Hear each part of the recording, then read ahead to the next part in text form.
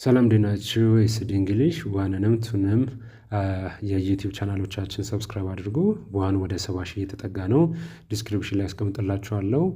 በዛሬው ከ17 ከክፍል 17 እስከ ክፍል 20 ድረስ ያሉትን እንግሊዝኛ ቋንቋ ለጀማሪዎች ሪቪው እናደርጋለን። ፈጠን ፈጠን እያለን የምናየው ሙሉ ምናልባት ያላያችሁ ካላችሁ አብዛኞቻችሁ የተማራችሁ ናችሁ ካላችሁ ዲስክሪፕሽን ላይ ሊንክ አስቀምጥላችኋለሁ። በዚሁ አጋጣሚ ቴሌግራም ቻናል ከፍተናል። ቀድማችሁ ለምትገቡ ፕራይቬት ግሩፕ ለእናንተ እርስ በርሳችሁ እንድትደጋገፉ በአንድ ጊዜ እንዳልኳችሁ ብዙ ናችሁ። ወደ 70 ሺህ ብቻ በመጀመሪያው ቻናላችን አለ፣ በዚህኛውም አለ።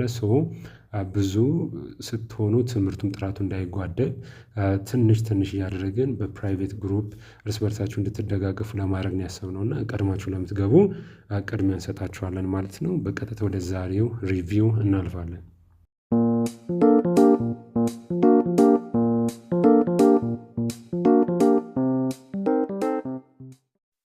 በዛሬው ሪቪዋችን ከ17 እስከ 20 ድረስ ያሉትን እስከ መጨረሻ ድረስ ያሉትን የምናየው። ከዛሬው ሪቪው በኋላ የሚቀጥለው ምንድነው ካላችሁኝ ከክፍል 21 የሚቀጥለው የቋንቋ ክምችቶቻችን እናሰፋለን። 17ኛው ላይ የተመለከትነው የመጀመሪያው መኪና ነበር። መኪና ካር ነው የምንለው። ባስ ወይም አውቶቡስ በእኛም ሀገር ተመሳሳይ ነው፣ ባስ ነው የምንለው። ትሬን ባቡር ነው። ባይስክል ብስክሌት ነው። ኤርፕሌን አውሮፕላን ነው።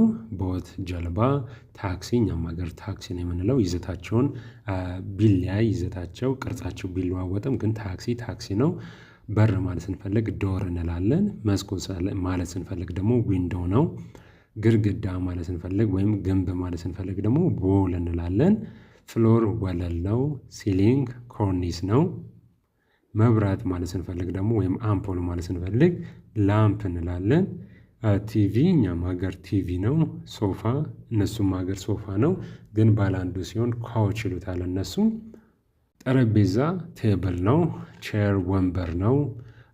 ይህንን ነበር አይተን የተለያየ ነው በክፍል 17። በክፍል 18 ደግሞ እንገናኛለን ተባብለን ተለያይተን ነበር።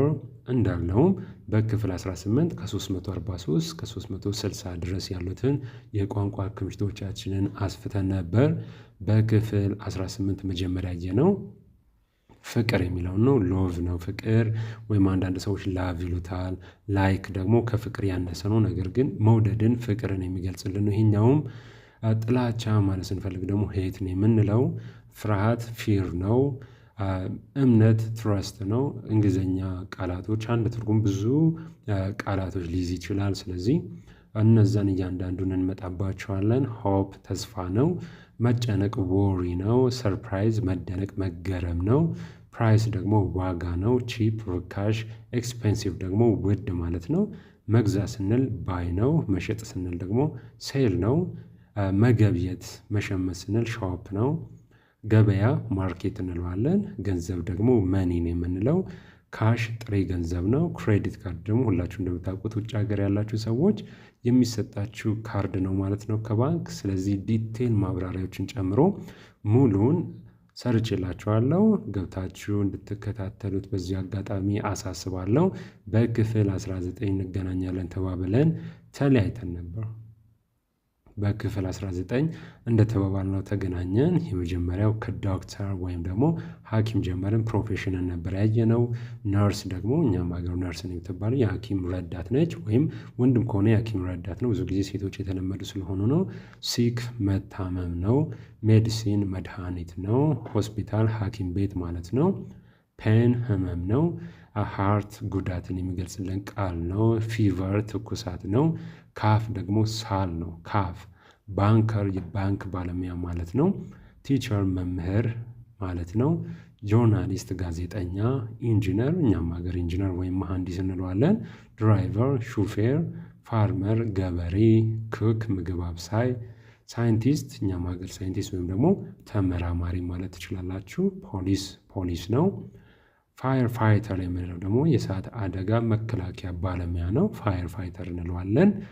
ሶልጀር ደግሞ ወታደር ነው። ሶልጀር ወታደር ነው። ክፍል 19ን በእንደዚህ አይነት መንገድ ነበር ያየ ነው። በክፍል 20 እንገናኛለን ተባብለን ነበር። እዚህ ላይ እንደምትመለከቱት ነው እንግሊዝኛ ቋንቋ ለጀማሪዎች ብለን ያቀረብንላችሁ በአጠቃላይ እንዳየ ነው።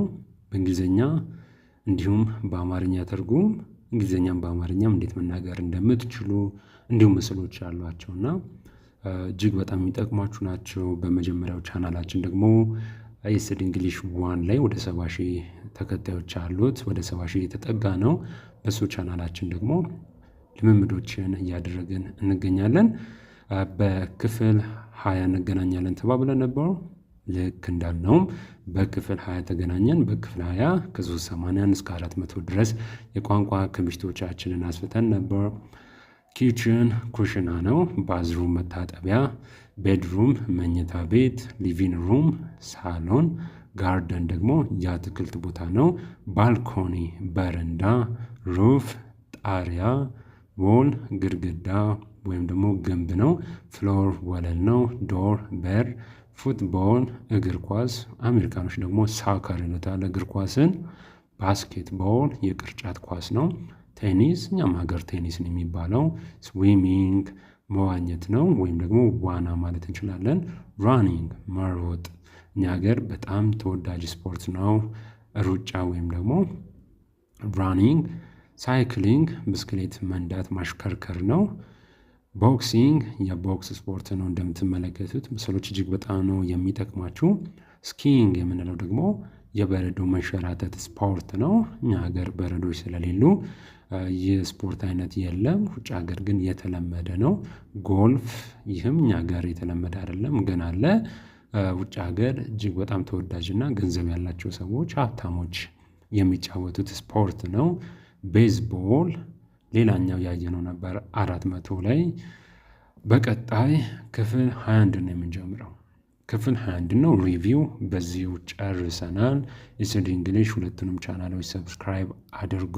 ሌሎች ሶሻል ሚዲያዎቻችንን ተከታተሉ። ቻናላችንን ተቀላቀሉ። ዲስክሪፕሽን ላይ ያስቀምጥላችኋለሁ። በቀጣይ በክፍል 21 እናስቀጥለዋለን ማለት ነው። እስከዛው መልካም ጊዜ ለሁላችሁ።